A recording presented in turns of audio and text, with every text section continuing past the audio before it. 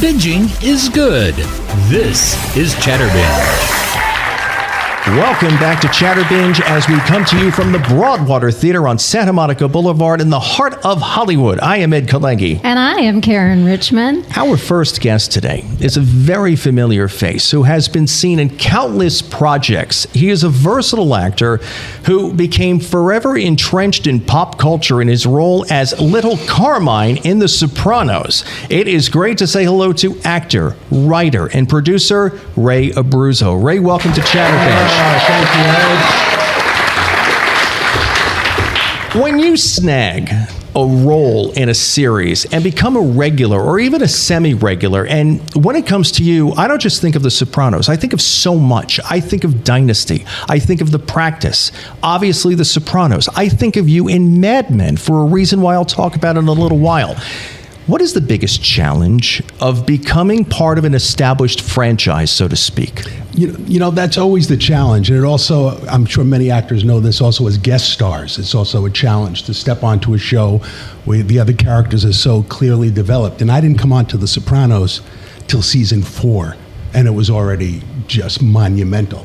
And I was only supposed to do 2 episodes. So, I had to put myself on tape to get the part, and they said you have to do a self-tape, and so this is going back 22 years. Wow. I had never heard the term Yeah. self-tape, which is now what we all do. But in those days, you had to do it on VHS, and I had to FedEx it by 4:30 that afternoon. I didn't even have a camera, so I borrowed my neighbor's camera, but it was a compact VHS. So I had to run up to Radio Shack and get a wire so I could dub it onto a full-size VHS and get it to the FedEx guy by 4:30. And when you went to Radio Shack, they wanted your phone number because you were buying a $4 cable. That's true. Batteries are a cable. They need your phone There you number. go. See? Yeah, date of birth, the whole thing. Yes. So, but, you know, and my first scene on The Sopranos was a one-on-one sit-down at the Fontainebleau Hotel in Miami with James Gandolfini. So that being my very first scene was, and plus there were maybe 100 extras, but besides the 100 extras, there were hundreds of people from the hotel just watching it. So it was like just stepping into a theater production with so many people, and the pressure was intense. But anybody that got a chance to work with Jimmy Gandolfini, he made it easy for you. That's for sure. There was such a feeling on that set. There was such a palpable feeling of that show. It was so unique. And when you walk into an environment like that, I don't want to say it's overwhelming, but it must elevate your game as well as an actor, because you have to bring yourself to what you know already exists. That was the challenge, especially when you're working with Jimmy, or I never worked with Edie. I wish I had, because I think she's just brilliant. Yeah. But yeah, but there was a feeling on that set. You know, usually when you're on a set, they yell cut, everybody runs back to their trailer.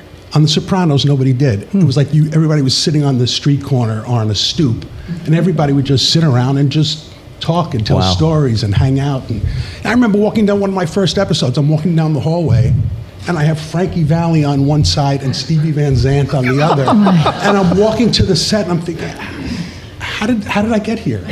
How am I standing between Frankie Valli and Stevie Van Zandt getting ready to shoot a scene on The Sopranos? That's like a fever dream after bad Chipotle. Yeah, right. So it's really interesting that you came on 4 years after the beginning. Yeah. Because oftentimes as actors, we don't know what a show is going to become. Right. We have no idea if it's going to run. So you're walking onto this set.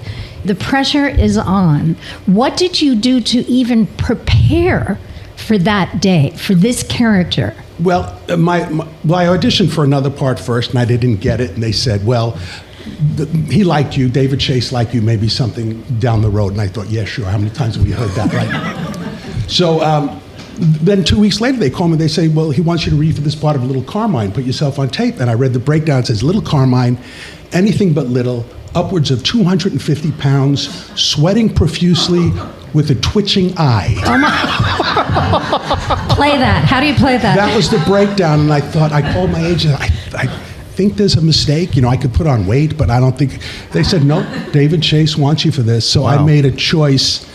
They told me they gave me one clue. They said he's not as smart as he thinks he is.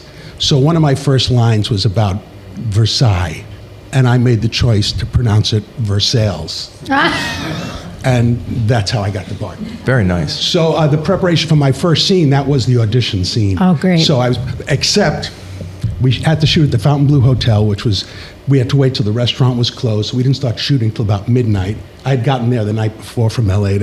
I was the only person ever cast from California, so I had never met anybody. I had never met a director, a producer, or anybody, because I was cast off tape. So I delivered my first line in rehearsal, and Jimmy says, "That's not your line." I said, they had rewritten the scene since my audition, Oh, no. but only a little, and he just handed me his sides, and I looked at it, and I made the adjustment, and it was just a few cue lines were different. Okay. But that was the beginning. But it went very well. And the rest, as they say, is history. Amen. certainly is. Amen to that. Okay, so then we come off of We in the royal sense. Yes. Since I wish and pray that I was on that show. Mad Men. How do we get from The Sopranos to Mad Men? What happens in between? You know, it's weird. After I had worked a lot before The Sopranos, Right. and I always played cops and lawyers. I never played a mobster. And then once The Sopranos ended, that was it. It was like, well, he's a mobster. He could only play a mobster. So I really had a very dry period after The Sopranos. But Mad Men was written by Matt Weiner, who his first episode that he ever wrote was an episode called Luxury Lounge on The Sopranos, which is the one with Ben Kingsley and Yep. Lauren Bacall. A terrific Yep. episode. So that was his first episode that he ever wrote for The Sopranos. So that's how I ended up being on Mad Men. And there was something about the character that you played on Mad Men. You were Jonesy the doorman in Don and Megan's building. And when I watched the episodes, it reminded me how you are such a study of the craft because you know how to sell and punch a line, even if it's a throwaway line. And Jonesy has this thing, whenever he sees two older women or two young teenagers in the building, he would stop and say, "Look at what we have here, a couple of high fashion models." But you said it with such panache and such meaning, it jumped out of the script and it grabbed me. And I love that because as an actor, we love those moments. When you get a script, and anybody in this room that has performed understands this, Caryn gets this, that you look for that one nugget. What is my nugget going to be? And that was a gold mine for you. And I love how you sold that character with that one line. That was exactly the line that cued me into who this guy was. The fact that he was always so affable, wanted to be liked, and actually enjoyed his job and loved everybody in the building. And just reading that line, I thought, okay, that's who that guy is. See? You know, he wants to be liked, and he wants everybody to like him, and he likes them. So that was a line that really did set me up for the rest of that character. Very nice. Yeah. And the fact that you see that, I mean, I've had the pleasure of working with you. I've had the pleasure of watching you in the most amazing production of View from the Bridge. I don't know if anybody here in our LA audience got to see that at the Ruskin Theater. You're building characters, and you see things that other actors might not see. Is that sort of a little gem? Like when you look back at your career, the moments that helped you book, you've just named two of them. Yeah. That booked me The Sopranos. That booked me on Mad Men. How does that work for you? Maybe that's a silly question because it's just how your brain works. I think it is just how my brain. I think when I look at a script, I see what resonates with me. What gets we want to get the motor running. You know, even if you're reading a play that's very dramatic, what is it that kind of makes things start to happen to you? Or what motivates you? And both of those lines were big cues for me with those characters. So I think maybe I'm just lucky, or maybe because I've been doing it for so you're long. Creative is what you are. Well, thank you. But I think I've just been doing it for so long, you kind of just instinctively look for those things that cue you into grounding that character and finding an anchor for that character. And with Mad Men, I have to ask this as an actor. Did you audition in the room or was that I a think, tape? No, it definitely wasn't tape. Okay. It definitely wasn't tape. I don't even know if I... Maybe you didn't I audition. I don't know if I auditioned for that. I may have. I ask only because we are up against not being in the room with our producers and directors. We're doing our work in our little cubicles at home, making self-tapes, hoping that someone... Speak to that, because your very point of building a character, making it different. I'd love to hear your take on Well, I that. will say this. I think the last job I booked off a self-tape was The Sopranos. 23 years ago or something like that. I rarely booked it. Any jobs I get now, it's because somebody knows me. But I think I do good self-tapes. I don't do a lot of them.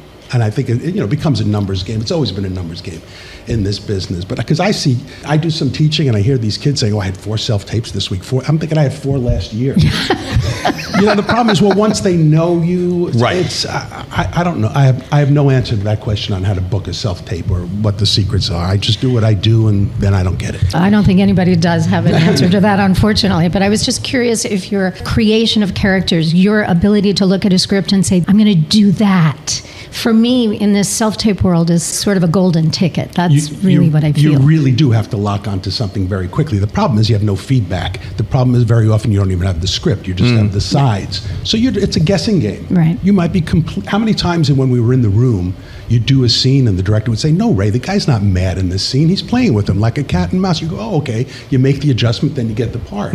That doesn't exist anymore in self-tape. It's whatever guess you take. If that's what they want, that's what otherwise you don't get it. Your experience, why are you an actor? What first lit that flame within you? Because obviously it burns as bright now as it did way back when.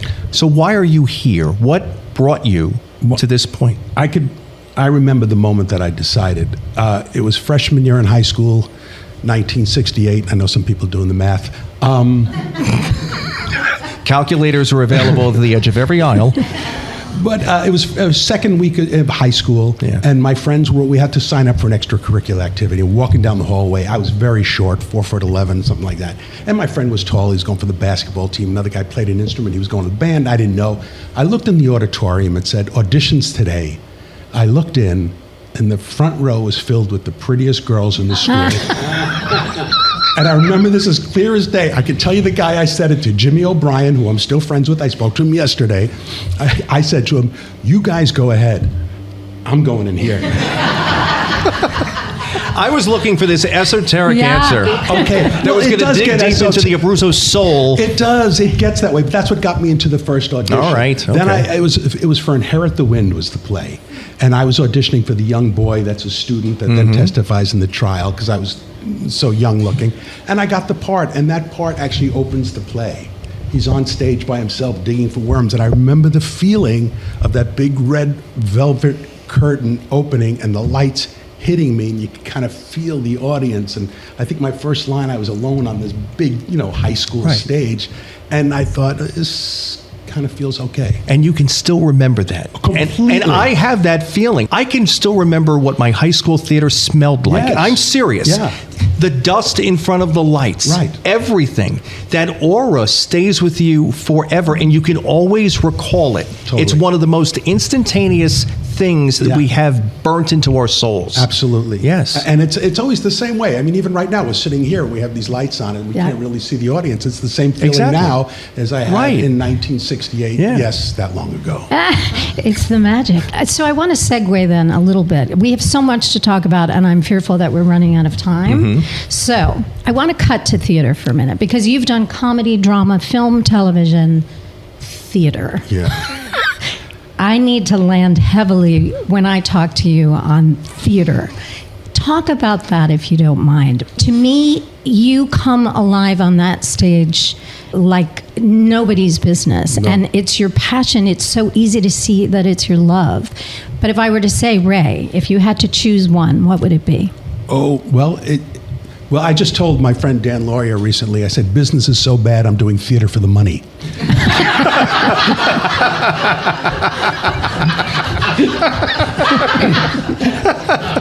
I wish that wasn't a joke.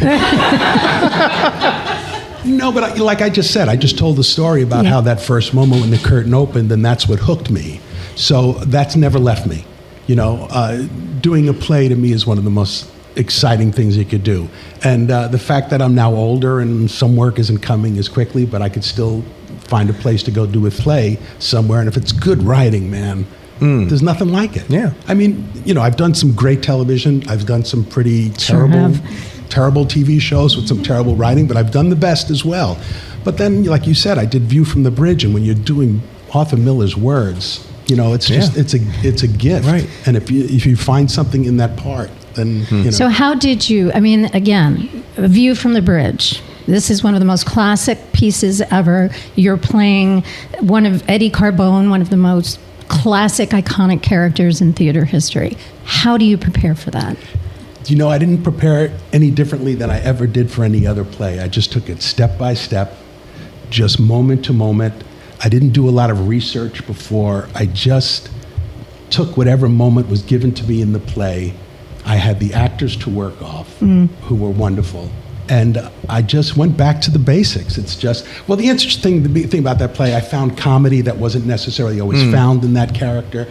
So I kind of, you know, there was a time in New York I was doing Commedia dell'arte on the streets of New York, and then I had some physical comedy in that play too. And and plus it was a very small stage. And my character very often sat right up front, so everything was still small, so it felt like a hybrid of doing somebody shooting my close-up and doing theater. And then I had the physical stuff and the comedy. I felt, boy, I just used everything I have ever done since Inherit the Wind in 1968. I kind of had to incorporate every skill and that I've ever learned, instincts I've had, it got incorporated into that role. That is so fascinating, because that theater, for everyone sitting here and our listeners, was a tiny theater. It is not a raised stage. The audience is raised. And I could see the night that I went to see you, you were right up against audience members. Did their energy at times affect you, or things that they did? I mean, it's kind of a weird dynamic. Well, it was a very weird dynamic, because one of the crucial parts of the play, one of the most pivotal moments in the play, is when Eddie goes to make a phone call to report the 2 immigrants that are living in his house. And the way the director set it up, because the stage was so small, the phone booth was actually in the audience. So I had to walk through the audience to get to the phone booth. And the tension was palpable. Sure. You know, people had to move their feet, and it was such a very tense moment. And there'd be somebody always sitting in that first seat right by the phone, and the spill of the light would be on them. And for some reason, it was always somebody famous,